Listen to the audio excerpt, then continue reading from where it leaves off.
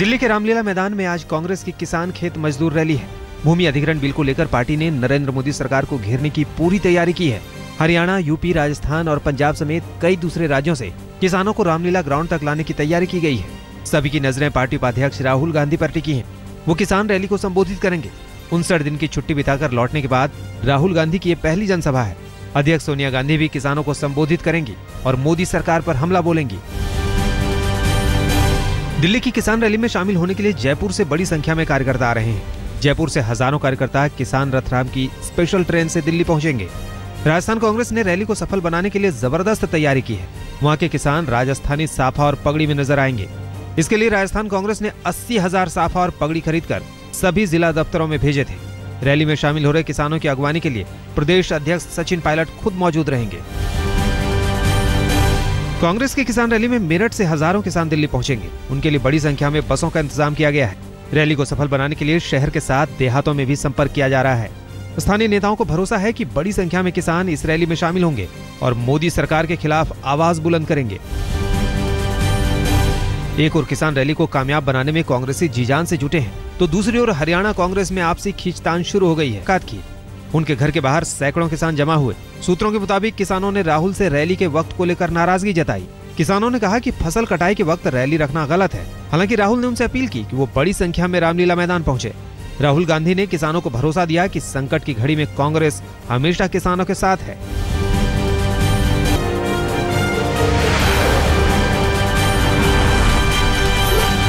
एक और मोदी सरकार को घेरने के लिए कांग्रेस की आज किसान रैली है, तो दूसरी ओर प्रधानमंत्री नरेंद्र मोदी की कार्यशाला।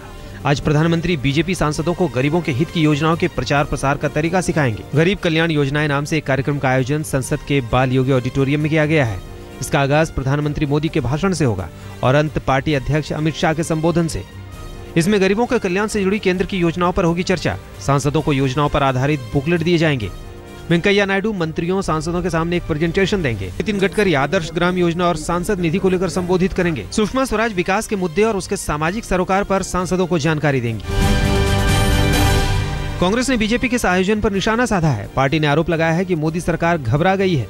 इसी वजह से किसान रैली के मौके पर बीजेपी सांसदों की कार्यशाला बुलाई गई। प्रधानमंत्री को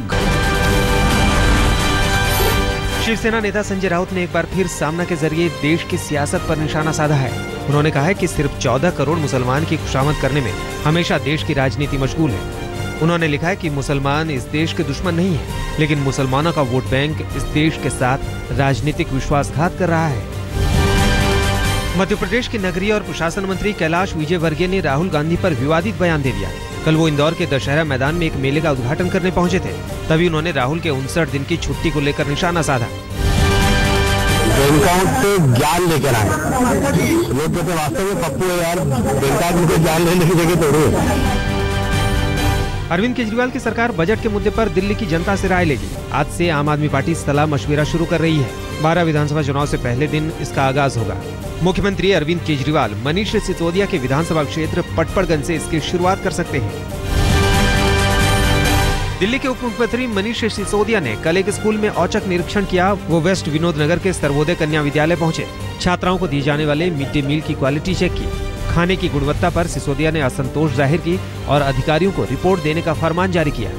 प्रधानमंत्री मोदी की चाय की चर्चा की तर्ज पर बिहार के उप मुख्यमंत्री जीतन राम मांझी ने अपने फेसबुक फैन से मुलाकात का सिलसिला शुरू किया। पटना में कल उन्होंने अपने फेसबुक से जुड़े लोगों को आवास पर निमंत्रित किया। मिलने वालों ने मांझी से सवाल पूछे, उनके साथ सेल्फी ली और चाय भी पी। इसमें talk with Manjhi, T with Manjhi और स्नैप विद मांझी नाम से कार्यक्रम तय किया गया था।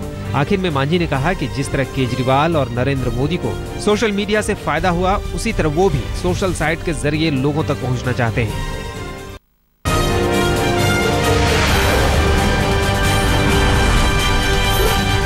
अलगाववादी नेता मसरत आलम की गिरफ्तारी के बाद कश्मीर में आज भी हंगामी प्रदर्शन की आशंका है। इसे देखते हुए प्रशासन पूरी तरह चौकस है। कल श्रीनगर समेत कई इलाकों में गिरफ्तारी के खिलाफ जमकर बवाल हुआ। हुर्रियत के बंद के दौरान श्रीनगर से पुलवामा तक उग्र प्रदर्शन हुए। प्रदर्शनकारियों ने जमकर पत्थर बरसाए। पुलिस ने जवाबी कार्रवाई की। भिड़ंत में 40 से ज्यादा लोग जख्मी हो गए।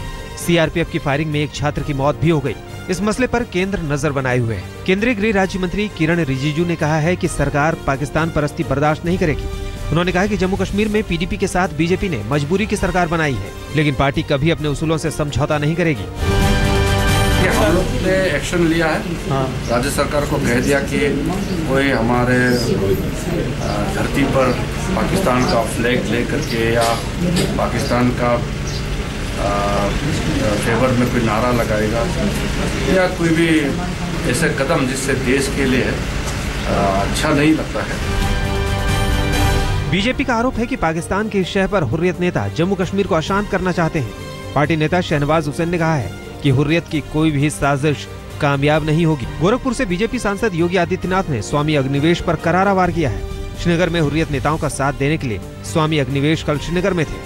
पुलिस ने उन्हें यासीन मलिक के साथ हिरासत में भी लिया। इस मुद्दे को लेकर आदित्यनाथ ने अग्निवेश पर मुकदमा दर्ज करने की मांग की। मैं अग्निवेश के इस कृत्य की निंदा करता हूं और अग्निवेश पर मुकदमा दर्ज करके ऐसे गद्दारों को भारत की धरती से बाहर निकालने की मांग करता हूं। कोलकाता नगर निगम चुनाव के दौरान कल जमकर हिंसा हुई। मतदान के दौरान टीएमसी और सीपीएम कार्यकर्ता भिड़ गए। इस दौरान कुछ मीडिया कर्मी पर भी हमले किए गए। हमले का आरोप टीएमसी कार्यकर्ताओं पर है। कल हुई हिंसा में एक पुलिसकर्मी भी जख्मी हो गया। उसका हालचाल जानने के लिए मुख्यमंत्री ममता बनर्जी ने बीती रात अस्पताल का दौरा किया।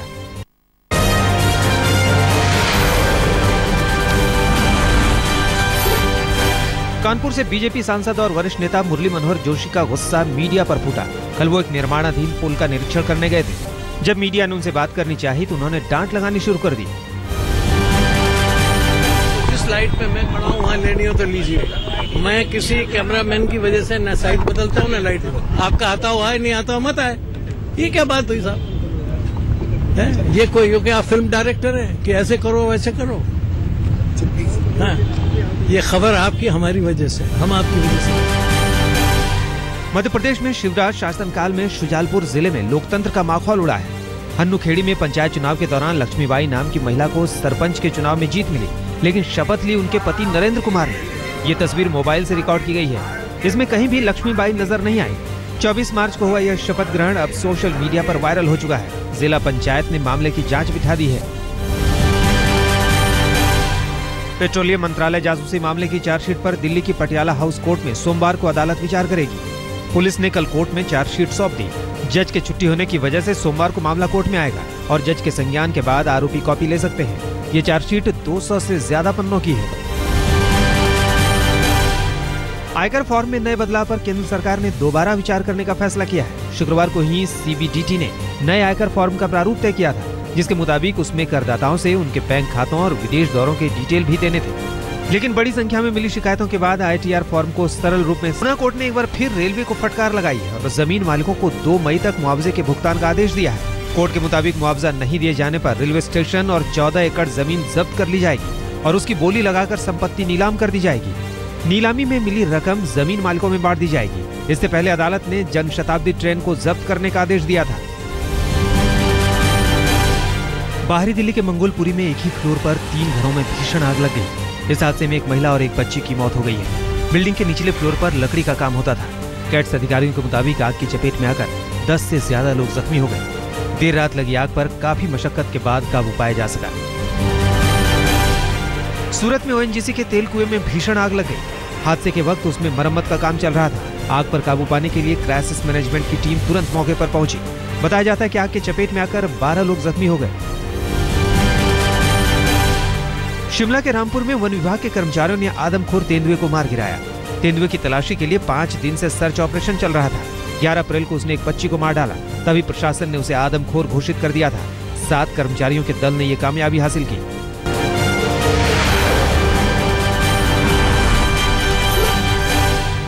इंडिया टुडे ग्रुप के संस्थापक चेयरमैन और editor in chief Arun Puri को इंटरनेशनल एडवर्टाइजिंग एसोसिएशन ने एडिटर ऑफ द ईयर के अवार्ड से सम्मानित किया है। Well, I think any award which recognizes media is a good thing, right? And if it is being recognized for good work, it reflects on the organization. So I'm very pleased that such an award has been given to us. आज तक के वरिष्ठ anchor पुण्य प्रसून वाजपेयी को सर्वश्रेष्ठ anchor का खिताब मिला। लोकप्रिय बुलेटिन दस्तक के एंकर पुण्य प्रसून वाजपेयी ने खबरों को संवेदनशील और सहज तरीके से पेश कर अपनी अलग पहचान बनाई। ये अवार्ड उसी पहचान को सम्मान है। यूपी के मुरादाबाद में कल तीर्थंकर महावीर यूनिवर्सिटी के 3रे दीक्षांत समारोह का आयोजन हुआ। इस मौके पर 4500 छात्रों को डिग्री बांटी गई। इस समारोह में मुख्य अतिथि NHRC प्रमुख और पूर्व मुख्य न्यायाधीश KG बालाकृष्णन थे।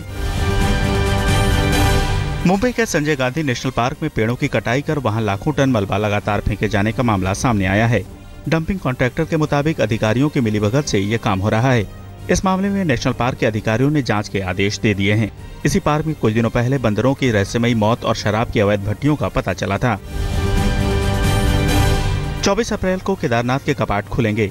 यात्रा शुरू होने से पहले उत्तराखंड के मुख्यमंत्री हरीश रावत केदारनाथ पहुंचे और तैयारियों का जायजा लिया। वहां अभी भी बर्फ हटाने का काम चल रहा है। ऐसे में उन्होंने अधिकारियों से भी बात की। बद्रीनाथ धाम के कपाट 26 अप्रैल को खुलने वाले हैं। हालांकि अभी तक वहां के रास्ते भी शुरू नहीं हुए हैं। इस काम में 300 मजदूरों की टीम लगी हुई है। प्रशासन का दावा है कि जल्द ही रास्ता साफ हो जाएगा।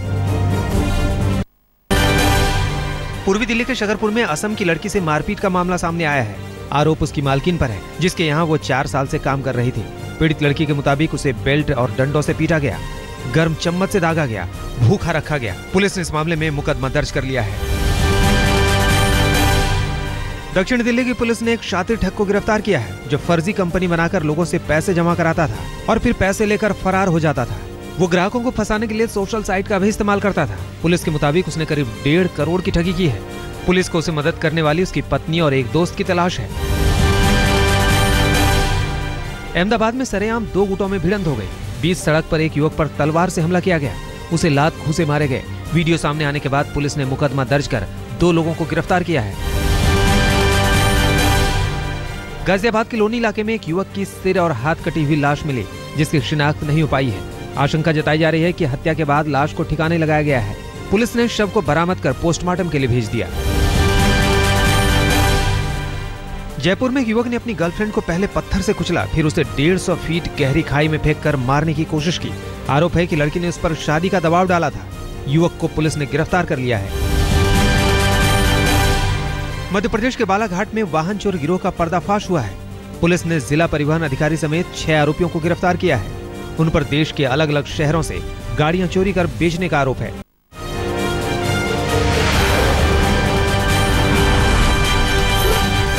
IPL के एक मुकाबले में कोलकाता नाइट राइडर्स की टीम ने किंग्स 11 पंजाब को 4 विकेट से हरा दिया। कोलकाता ने टॉस जीतकर पहले गेंदबाजी का फैसला किया। पंजाब की टीम ने 20 ओवर में 9 विकेट खोकर 155 रन बनाए। जवाब में कोलकाता की टीम ने 6 विकेट खोकर 13 गेंद पहले ही जीत का लक्ष्य हासिल कर लिया। कोलकाता की जीत के हीरो रहे आंद्रे रसेल। उन्होंने महज 36 गेंदों में धुआंधार बल्लेबाजी कर 66 रन बनाए। अपनी शानदार पारी में उन्होंने 2 छक्के और 9 चौके जड़े। जॉनसन ने उनका विकेट हासिल किया। यूसुफ पठान ने 28 रन और सूर्य कुमार यादव ने 23 रनों का योगदान दिया। पंजाब की ओर से सबसे ज्यादा 60 रन बेली ने बनाए।